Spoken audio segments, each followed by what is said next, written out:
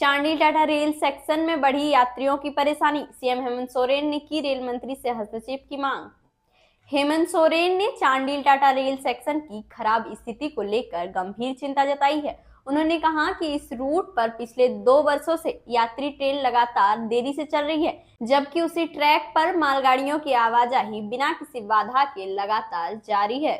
मुख्यमंत्री ने बताया कि इस स्थिति का सीधा असर झारखंड के हजारों दैनिक यात्री, जिनमें श्रमिक, छात्र और नौकरी पेशा लोग शामिल हैं, उन पर पड़ रहा है। साथ ही यह केवल अब रेलवे बोर्ड की समस्या नहीं है, बल्कि प्राथमिकता तय करने वाला मुद्दा भी है। सीएम सोरेन ने रेल मंत्री अश्विनी वैष्णव से मांग की है कि चांडिल टाटा रेल सेक्शन पर यात्री ट्रेनों को प्राथमिकता दी जाए, साथ ही रेलवे के अधूरे प्रोजेक्ट को जल्द से जल्द पूरा किया जाए। इसके साथ ही ट्रेनों की लेट लपीथी पर भी जल्द से जल्द कार्रवाई की जाए। उन्होंने कहा कि झारखंड के लोगों की सुविधा और सम्मान से कोई समझौता नहीं किया जा सकता है। लोगों का समय भी उतना ही जरूरी है जितना देश के लिए अर्थव्यवस्था